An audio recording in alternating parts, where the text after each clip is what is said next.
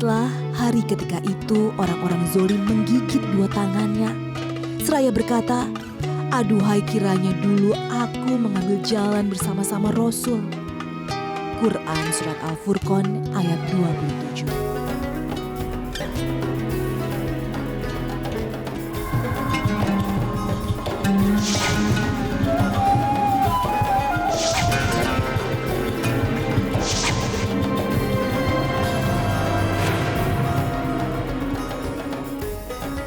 Assalamualaikum warahmatullahi wabarakatuh. Waalaikumsalam warahmatullahi wabarakatuh. Selamat pagi pemirsa Tawakal yang dirahmati Allah Subhanahu wa taala. Senang sekali saya Farid Hasan menjumpai Anda. Dan pemirsa di studio sudah hadir bersama kami, alhamdulillah, Bapak Ustadz Muhammad Nur Hayat. Assalamualaikum Pak Ustadz. Waalaikumsalam warahmatullahi wabarakatuh. Apa kabar Mas Farid pagi ini? Alhamdulillah baik. Pak Ustadz sehat ya? Alhamdulillah sehat. Semoga kita semua sehat, pemirsa semua sehat, semua dirahmati Allah Subhanahu wa taala. Amin, amin ya rabbal alamin. Pemirsa, selain Ustadz Muhammad Nur Hayat juga sudah hadir bersama kita narasumber bernama Mbak Ani. Assalamualaikum Mbak Ani. Waalaikumsalam Mas Farid. Ya, Mbak Ani sehat kan alhamdulillah hari ini? Alhamdulillah Mas Farid. Syukur ya. Mbak Ani langsung aja nih cerita ke kita nih. Mbak Ani punya permasalahan keluarga seperti apa sih hingga Mbak Ani mau datang ke Tawakal? Iya, di sini saya menceritakan untuk rumah tangga saya. Ini memang aib saya ya Pak Ustadz ya. Tapi di sini saya berusaha untuk mencari bantuan solusi ke Mas Farid juga Pak Ustadz. Ya, 10 tahun saya menikah, saya dan suami belum dikaruniai anak. Dan suami tidak berhubungan dengan saya. Tidak berhubungan dalam arti kata tidak berhubungan suami istri seperti sewajarnya suami istri seperti itu. Betul, betul Mas Farid. Nah, jadi pertanyaan lagi adalah waktu mengenal suami, apakah ada cinta di situ? Mungkin nggak karena dia nggak cinta apa-apa? Cinta. Dia menunggu saya dari SMP sampai saya kerja, sampai saya bekerja selesai siap nikah, dia menunggu saya. Ya, lalu kenapa selama 10 tahun mohon maaf sampai tidak disentuh sama sekali? Ya, mungkin ada permasalahan dari mertua, di mana suami mungkin terhasut oleh ibunya sendiri. Mbak Ani bisa bilang mungkin memang ada apa yang bisa Mbak Ani tahu gitu, faktanya apa gitu, buktinya apa? Dulu saat pernikahan ada acara unduh mantu ya. Ya, di sana memang sebenarnya orang tua dengan mertua gitu ya. Memang tidak pernah bertemu. Tapi pas acara unduh mantu itu ada kesalahan by phone. Ibu saya dulu kan acara pernikahan menumpang di rumah majikan ibu saya ke tempat kerja ya. Jadi mau nggak mau ibu saya bilang kalau mau pilih tempat tinggal di rumah suami, cepat-cepat dibawa barang-barang saya, perabotan saya waktu saya nikah, ya harus pilih cepat. Jadi kalau misalnya memang mau tinggal di rumah, nanti dikasih waktu di rumah majikan. Kalau misalnya saya dan suami pilih di rumah suami, harus cepat. Hanya salah itu aja. Tapi langsung dari saat itu mertua sudah tidak suka dengan ibu saya sendiri. Itu saya menyaksikan sendiri. Saya kira itu hanya salah sedikit yang bisa dimaafkan dan bisa baik-baik aja ya. Tapi berlangsung sampai 10 tahun tidak ada hubungan baik sama sekali, Pak Ustadz. Sampai sekarang ya? Sampai sekarang ini 13 tahun saya menikah. Sebelum jauh sampai situ, saya tanya dulu. Selama 10 tahun itu, suami istri bisa dikatanya ada kebutuhan biologi sudah pasti Pak Ustadz ya.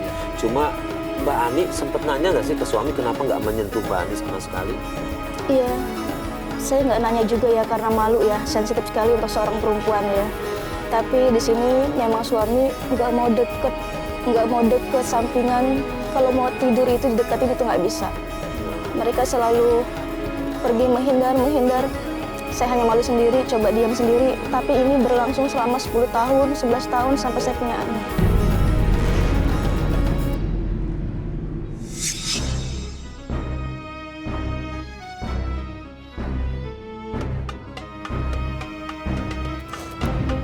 Mas, kamu kenapa sih Mas? Gak mau pernah tidur dekat aku lagi Mas. Mas, kamu kenapa sih Mas? Gak pernah mau tidur dekat aku Mas. Mas, kamu gak pernah mau dekat sama aku Mas. Hah? Berisik banget sih kamu. Bisa diem gak sih? Sama aku apa Mas? Sama kamu, kenapa kamu kayak gini sama aku Mas? Hah? Kamu nih selalu ganggu tidur aku. Udah kamu tidur aja sini sendiri. Mau tidur luar. Kamu kenapa sih sini kasar kayak gini? Mas!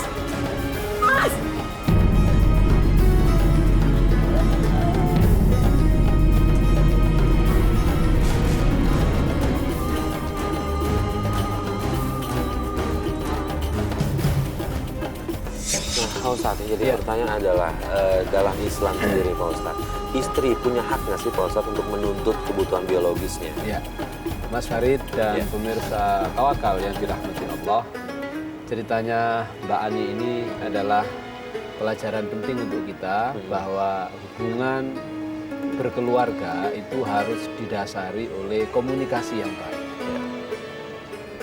Kalau Mbak Ani sudah berkeluarga, otomatis Mbak Ani memiliki hak dan kewajiban. Haknya Mbak Ani adalah mendapatkan nafkah lahir dan batin.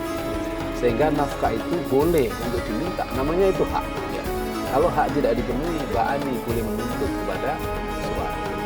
Kewajiban Mbak Ani adalah menjaga suami sebaik-baiknya dari sisi cinta, dari sisi kebutuhan-kebutuhan lain yang harus dipenuhi oleh seorang istri kepada suami.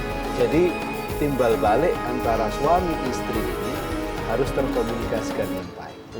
Maka pertanyaan Mas Farid tadi, apakah boleh seorang istri menuntut haknya kepada suami? Sangat boleh. Dan diharuskan ketika suami tidak memberikan haknya secara baik dan wajar. Dan salah satu hak paling dasar dari seorang suami kepada istri adalah memberi nafkah lahir dan batin. Ini sudah ditetapkan dalam Al-Quranul Karim surat Al-Baqarah. Memberi nafkah lahir dan batin ini kewajiban suami. Yang kalau tidak dipenuhi oleh suami, istri boleh menuntut bahkan minta cerai. Bahkan minta cerai. Nah, apa yang tadi diceritakan oleh Mbak Ani, selama 10 tahun tidak disentuh dan Mbak Ani diam, ini adalah kesalahan komunikasi. Meskipun secara logika tidak masuk akal. Bagaimana seorang suami yang sudah menunggu lama dari SMP, SMA, lalu menikah. Kan di situ ada gelora cinta yang ditahan. Kok tiba-tiba ketika sudah mendapatkan, disentuh saja tidak, didekati saja menjauh. Ini kan ada problem besar. Nah, kita jadi mengerti dan paham ketika diceritakan ini asal muasalnya karena hasutan orang tuanya, alias mertuanya Mbak Ani. Itu juga mungkin bagian dari sesuatu yang harus dikomunikasikan. Nah, oleh karena itu Mas Farid, saya kira kita perlu kasih kekuatan kepada Mbak Ani untuk bicara, ngobrol, komunikasi dengan suami. Apa sih sesungguhnya yang terjadi kok kamu tidak mau menyentuh? Kalau ternyata ini karena hasutan itu, kamu ini kan sekarang kepala rumah tangga. Ya, kepala rumah tangga ini bertanggung jawab. Ar-rijalu qawwamuna 'alan nisa, bahwa laki-laki itu adalah pemimpin. Pemimpin di atas para perempuan-perempuan. Kalau dikaitkan dengan suami istri, maka seorang suami adalah pemimpin bagi istri. Bima faddalallahu ba'dahum 'ala ba'din. Ya. Kenapa laki dipilih menjadi pemimpin? Karena laki memiliki kelebihan. Allah ciptakan kelebihan-kelebihan untuk para laki dibanding perempuan. Wa bima anfaqu, dan dia menjadi pemimpin karena dia bertugas dan bertanggung jawab memberi nafkah. Nah, kalau seorang suami sudah menikah tapi tidak memberi nafkah, tanggung jawab suami berarti sudah tidak ditunaikan. Nah, ketika tanggung jawab tidak ditunaikan, seorang istri boleh untuk menuntut. Sampai tuntutan terburuknya adalah meminta cerai. Nah, nih kalau soal nafkah dalam bentuk materi, ngasih nggak suami? Sangat sedikit ya, dihitungnya saya tidak tahu hasil kerjanya berapa, tidak tahu income pendapatannya berapa, segi gaji saya tidak tahu. Jadi kalau dikasih banyak atau dikit, terima aja gitu, pokoknya suruh terima aja. Sangat gitu. sedikit sekali, sampai saya untuk makan sendiri beliau itu butuh Rp5.000 aja. Saya ambil dengan curi-curi. Jadi kalau misalnya Mas Farid ditanyakan, itu kan dulu saya sama-sama bekerja ya. Nah, mungkin saya ada pendapatan juga. Tapi di sini Pak Ustadz ya, suami itu terkadang ngasih hanya 15.000 atau 10.000 sehari selama bertahun-tahun. Sampai sekarang ini lebih parah lagi, semakin saya nggak bekerja, dia lebih hanya 10.000, 20.000 saja. Itu sangat kurang. Jadi semua orang di luar itu nggak tahu terjadi apa di dalam rumah tangga itu. Tapi di situ pun saya pernah minta uang hanya untuk benar-benar ada silaturahmi keluarga. Saya butuh 50.000 aja. Suami sampai cekek-cekek saya. Dan itu berkali-kali dilakukan suami saya. Benar, dari uang 20.000 aja sampai 50.000 itu benar-benar sulit sekali buat saya terima. Jadi semuanya hanya dirasain di dalam rumah tangga aja. Keluar rumah nggak tahu. Alasannya apa dia sampai nggak ngasih uang untuk bersilaturahmi dengan keluarga? Alasannya apa? Ya, Udah sempet nanya sama dia, kenapa kok cuma begini, saya butuh uang lebih misalnya. sebenarnya nggak sempat nanya juga. Mungkin karena emang komunikasi susah, saya bicara juga susah.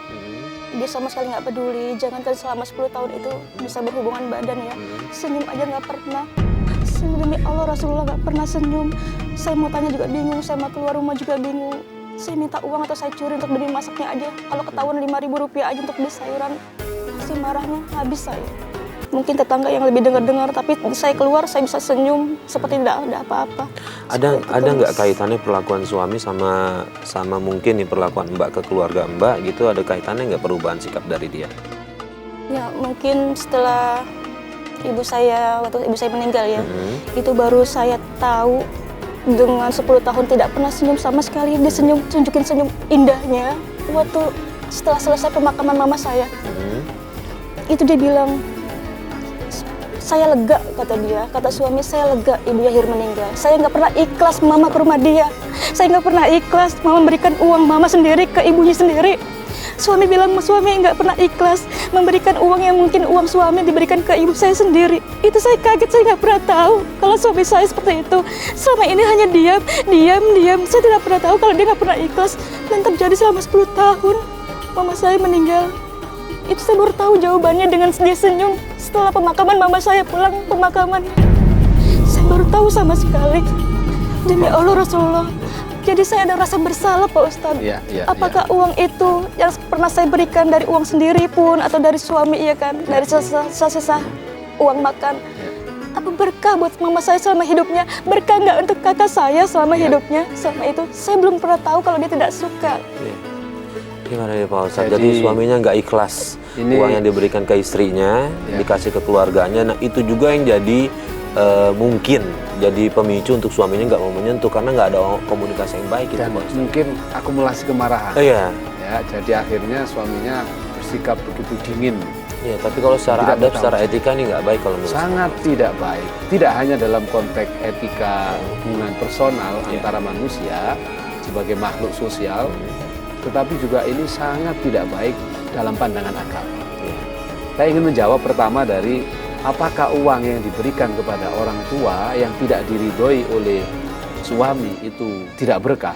Saya bisa pastikan uang itu tetap berkah selama Mbak Ani tidak mencuri dari suami. Kalau Mbak Ani itu memberikan uang dari hasil nafkah yang diberikan oleh suami lalu dicicil, ditabung, kemudian disimpan, sisanya dari untuk melayani suami, memenuhi kebutuhan keluarga, diberikan kepada ibu sebagai bentuk birrul walidain, berbakti kepada orang tua. Itu adalah kebaikan. Bahwa suaminya kemudian tidak ikhlas, itu karena rasa pelit yang ada dalam hati suami. Rasa dengki yang ada dalam hati suami. Karena ketika seorang suami sudah memberikan nafkah, hak dari nafkah itu sudah sepenuhnya ada di tangan istri. Mau dibuat beli bedak, mau dibuat beli susu, mau disimpan, terserah istri. Yang penting sesuai dengan akad bahwa hasil dari kerja keras saya bekerja ini saya berikan kepada kamu istriku, tolong untuk masak sekian misalnya. Kebutuhan masaknya dipenuhi. Nah sisanya misalnya karena sayur di tempat A 10.000, di tempat B 5.000 kan ada saving 5.000. Itu terserah istri. Memang alangkah baiknya kalau misalnya hubungan ini berjalan normal, terjadi komunikasi. Ya, ini ada kelebihan, saya ingin ngasih ibu. Loh, uang dari mana? Ini ayah kan kasih 1 juta sebulan. Saya masak sesuai kebutuhan yang bisa dipenuhi oleh keluarga kita untuk anak-anak, untuk ayah. Alhamdulillah saya bisa saving 200. Ini tak kasih untuk mama saya ya. Suami yang baik pasti, jangan 200, kasihan mama. Saya tambahin dan 300, kasih 500. Harusnya begitu. Bukan justru malah membenci, apalagi dendam gara-gara ada uang yang diberikan dari nafkah yang menjadi kewajibannya, lalu ketahuan dan dia marah. Sampai merasa puas ketika orang tuanya meninggal. Ini kesalahan terbesar kedua, merasa bahagia ketika orang tuanya alias mertuanya meninggal. Karena seorang mertua ketika sudah menjadi akad suami istri, hukumnya sama dengan menjadi orang tua, Mas Farid. Dan yang ketiga, apa yang diberikan oleh Mbak Ani kepada ibunya, kalau itu dari harta dirinya sendiri, sama sekali suami tidak boleh mengotak-atik. Misal nih, Mbak Ani bekerja, gajinya 10 juta, maka tidak berhak sedikit pun suami untuk mengambil harta istrinya. Kecuali istrinya ikhlas, oke saya kasihan suami saya kok nganggur ini, saya kasih deh 2 juta. Itu haknya suami. Berarti, mohon maaf, suami nggak punya hak gitu dengan Tidak pendapat punya istri. hak sama sekali ketika istrinya bekerja. Karena tugas suami, sebagaimana yang saya sampaikan dalam Al-Quran tadi, surat Al-Baqarah 233, bahwa laki-laki itu adalah qawwamuna 'alan nisa, mimpin.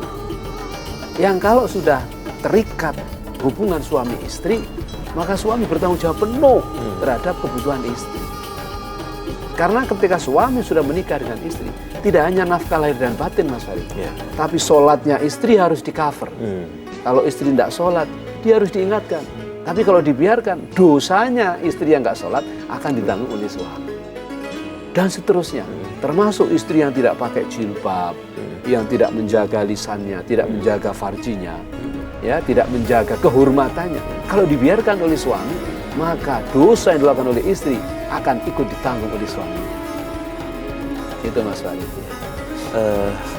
Mbak Ani, tadi saya juga dengar katanya suami juga KDRT ya, yang tadi mencekik segala macam cuma karena itu ya. Selalu. Itu sering dia lakukan seperti itu. Sering banget. Setiap saya menanyakan mau dibawa kemana hubungan ini, mau sampai kapan seperti ini. Mungkin orang lain nggak boleh, nggak tahu ya. Tapi saya tersiksa. Saya mau butuh jawaban. Yang saya dapat nggak ada jawaban apapun, hanya tamparan, Penyiksaan, ya. langsung dipukul, kena tembok, ya kan, pukulannya sampai kena mata saya itu sering banget, gitu. Sampai-sampai saya memutuskan untuk saya pergi dari rumah itu, apapun, walaupun dia nggak izinin, saya tetap pergi karena saya sudah nyerah, saya nggak kuat lagi. Ada 20 kali, 30 kali saya pergi, minggat, kabur, balik lagi. Itu Tidak selalu berubah. terjadi kayak gitu, tidak berubah juga.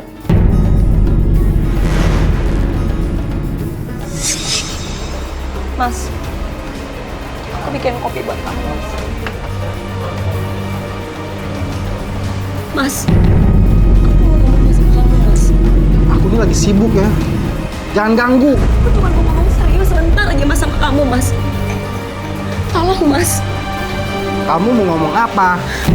Mas, aku ini istri kamu, Mas. Tapi kamu nggak pernah mau dekat sama aku sedikit pun, Mas. Aku cuma butuh nafkah lahir dan batin dari kamu, Mas. Kamu kenapa sih, Mas? Kamu sekarang jadi berubah kayak gini sama aku. Kamu kayaknya udah gak peduli lagi sedikit pun sama aku, Mas. Berisik kamu tau nggak? Setiap hari aku di rumah kamu selalu berisik. Mas, aku ini istri kamu, Mas. Kamu tuh anak hubungan kita ini apa sih, Mas? Kenapa sih kamu tuh gak pernah ngerti sedikit aja sama aku, Mas? Kalau kayak gini, Mas, aku tuh lebih baik pulang ke ibu aku, Mas. Aku udah gak tahan lagi hidup sama kamu kayak gini, Mas. Kamu jadi mau ngancam pergi dari sini? Hah? Bukan ngancam. Pergi kamu! Aku capek, Mas. Aku capek harus kayak gini terus sama kamu, Mas. Capek. Aku udah capek. Pergi kamu dari sini! Kamu selalu kasar terus sama aku, Mas. Kamu selalu kasar, kenapa sih, Mas? Kamu selalu kayak gini terus sama aku, Mas.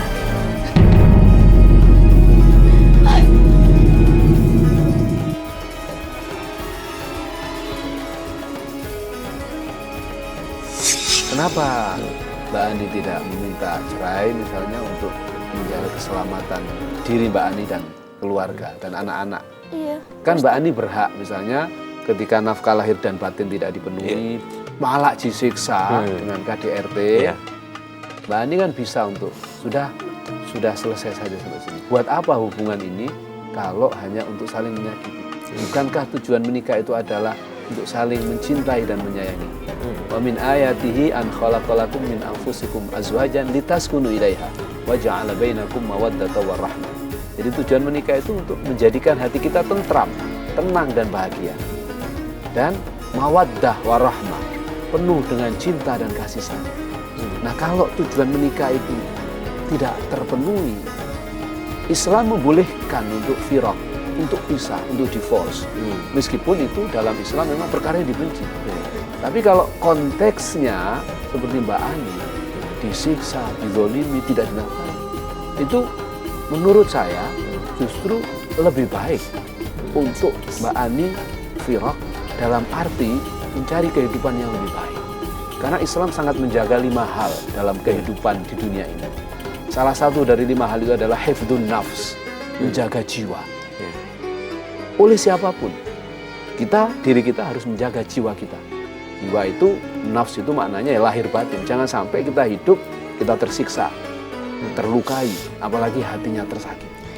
Nah, kalau ada sesuatu yang menjadikan kita terluka, lahir dan batin kita harus menghindar dari itu. Nah, bagian dari daf'ud doror, ya, menghilangkan kebahayaan itu, saya kira akan jauh lebih baik. Mbak Ani masih muda, Mbak Ani masih cantik misalnya, masih bisa untuk berdoa kepada Allah, meminta pertolongan kepada Allah, semoga diberikan jodoh terbaik yang penuh cinta dan kasih sayang. Atau jangan-jangan Mas Farid ini adalah ujian untuk Mbak Ani, diakumulasi, suatu saat akan disiapkan jodoh yang penuh cinta dan kasih sayang. Iya. Nah Mbak Ani, tapi tadi cerita katanya di tahun ke-11 Mbak Ani punya anak. Iya, betul. Nah ini jadi pertanyaan dari saya adalah Mbak Ani nggak disentuh sama sekali, gimana caranya bisa punya anak? Iya, Mas Farid, saya punya keturunan setelah ibu saya meninggal ya. Iya, saya berharap mungkin udah benar-benar lebih baik. Jadi saya coba cari-cari solusi untuk tanya-tanya atau konsultasi ke dokter ataupun ke tempat siapapun. Dengan rumah saya keadaannya kayak gini, keadaan rumah tangganya seperti ini, bagaimana supaya saya punya keturunan? Jadi di sana saya berhubungan, ketemu dengan orang yang seperti paranormal. Jadi beliau itu kasih tahu saya untuk saya yang memulainya, dan tetap servis ada ya, dari seperti memberikan makanan, lain-lainnya tetap ada. Itu yang bikin semua hubungan rumah tangga ini berlangsung lama. Mohon maaf, saya potong lagi. Itu tadi yang kenapa memutuskan ke paranormal? Memang mau mencari apa? Ya, minta bantuan mungkin seperti ada yang pemberian air untuk adem suami atau merubah jiwa suami. Gitu. Dan itu akhirnya berhasil? Iya, dengan selama 2 tahun saya coba. 2017 kemarin anak saya lahir ya. Jadi itu saya dengan hamil, saya tetap suami cuek, tetap suami saya deketin pergi. Tapi dengan air yang diberikan dari paranormal itu, saya ikutin selama 2 tahun lebih. Saya ikutin apa nasihatnya, konsultasinya, jawabannya. Jadi air itu saya berikan ke suami, sehingga suami lupa. Akhirnya terjadi dia mau berhubungan badan dengan tanpa sadar. Sampai saya punya keturunan sampai lahir pun dia nggak mau mengakuinya, Mas. Sampai Pak Ustadz dia tidak mau mengakuinya, nggak mau ngantar saya ke bidan untuk periksa kandungan. Sampai saya mau lahirkan, saya bawa motor sendiri untuk periksa karena ketuban saya udah tumpah. Suami nggak mau mengantarkan juga. Ketuban itu dari pagi, tapi saya jam 9, tolong antar saya. Saya nekat bawa motor ke bidan karena memang saya harus melahirkan. Dengan sebelumnya juga saya tahu sikap suami.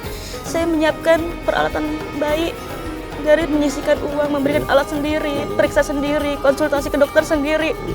Mereka mungkin anggap suami ada di depan, suaminya ada mengikuti. Tapi enggak, saya pergi sendiri sampai mau melahirkan, saya pergi sendiri bawa motor sendiri. Sampai saya berbaring, hanya seorang perawat pria yang bantu saya kemas barang-barang saya untuk bawa di dekat saya. Saya semuanya melakukan sendiri. Suami tidak mau mengakui anaknya.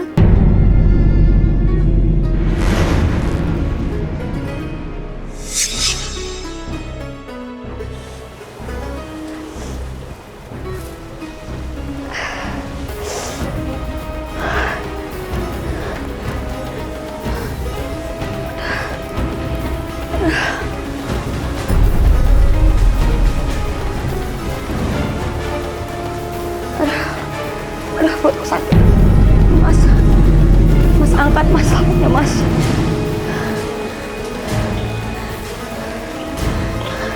Halo. Ya, halo. Mas, kamu di mana, Mas? Halo. Ya, halo. Kamu di mana? Mas. Aduh, aku kayaknya mau ngakhirin, Mas. Aku udah gak kuat, Mas. Mas, tolong aku, Mas. Ya Allah. Mas. Mas, ketuban aku mau pecah. Kamu di mana, Mas? Tolong aku ke bidan, Mas. Aku udah kuat, Mas. Oh, Mas! Mas! Aduh, ya Allah! Aduh! Ya Allah! Setelah aku mau ngasih aku waktu, aduh, Mas!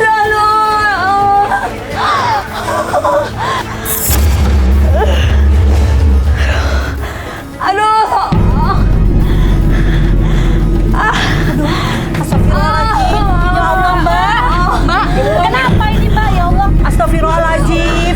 Mbak, aduh ini mah ketubannya pecah, Mbak. Ya Allah. Aku nggak kuat, aku mau melahirkan. Ya udah, aku bawa ke rumah sakit ya. Ayo, Aduh, ayo. Bu, aku bisa sendiri, Bu. Tolong, Pak. Ya Allah. Saya bisa sendiri, Bu. Suami saya. Bu, ini bahaya, Bu, kalau Ibu didiemin begini aja, kesian si bayinya. Ayo, Bu. Ayo, Bu. Kesian bayinya, Bu, kalau nggak ditolong cepat. Mbak, ini hujan, Mbak. Aduh, ntar licin, Mbak. Saya bisa Udah sendiri. kita anterin, Mbak, kita Udah anterin. nggak apa-apa, biar suami saya tahu gimana pengorbanan saya sama ini. Jangan, Mbak, ini licin. Hujan. Nggak apa-apa, Mbak. Udah. Jangan Saya bisa sendiri kok. Ya Allah, Bisa sendiri. Mbak. Nggak apa-apa. Kasihan. Nggak apa-apa, saya bisa sendiri kok. Ya Pak Ustadz, apa yang diambil Mbak Ani ini dengan cara konsultasi dengan paranormal ya Pak Ustadz. Mungkin dia sudah putus asa gimana cara mempertahankan rumah tangganya, siapa tahu dengan kehadiran anak. Justru lebih baik malah tidak gitu Pak Ustadz. Malah dianggap itu bukan anaknya dia. Gimana Pak Ustadz? Jadi memang ada satu adigum, perkara yang baik akan menghasilkan kebaikan. Perkara yang tidak baik akan melahirkan ketidakbaikan pula. Itu adigum umum. Nah, kaitan dengan Mbak Ani yang meminta bantuan paranormal, ini harus dilihat dulu konteksnya minta bantuan paranormal ini sebagai apa. Kalau meyakini bahwa paranormal itu bisa membantu, ini sudah melakukan perilaku yang mendekati pada syirik kepada Allah. Tapi kalau itu dilakukan sebagai upaya tawassul atau mencari wasilah, mencari perantara, kita minta kepada Allah. Kita minta kepada Allah Subhanahu wa taala karena kita tidak mampu dengan ilmu kita sendiri, maka kita minta orang yang kita anggap ngerti. Nah, masalahnya sekarang yang diminta itu orang yang dekat dengan Allah atau tidak. Kan dulu kan kalau orang-orang di kampung kalau minta tolong pada ustadz, pada kiai, insya Allah itu jauh akan lebih aman. Karena ustadz dan kiai pasti akan memberikan nasihat bahwa ini semua adalah kehendak Allah. Kamu minumkan ini karena ini insya Allah menjadi wasilah, semoga Allah kabulkan. Itu akan jauh lebih baik daripada datang ke dukun, ya, kita tidak tahu sholat atau tidak, perilakunya seperti apa. Pokoknya kamu minumkan ini, yang penting kalau kamu minum, jadi dia pasti nurut sama kamu. Akhirnya menjadi linglung. Nah, pelajaran yang bisa diambil dari kasusnya Mbak Ani ini juga untuk pemirsa di seluruh tanah air adalah ketika kita menghadapi masalah apapun, pastikan bahwa kita memiliki Allah Subhanahu wa taala. Allah yang qadirun ala kulli syai', yang kuasa atas segala sesuatu. Jangankan perkara hubungan keluarga suami istri, untuk membolak-balikkan alam raya ini Allah kuasa. Maka pastikan ketika kita menghadapi masalah, kita arju ilallah, kembali kepada Allah. Bagaimana caranya? Rasulullah memberikan trik. Kalau menghadapi masalah, beliau langsung ambil wudhu lalu sholat. Setelah itu berdoa kepada Allah dengan keyakinan penuh bahwa doa kita terkabul. Insya Allah apa yang menjadi hajat kita akan dikabul oleh Allah.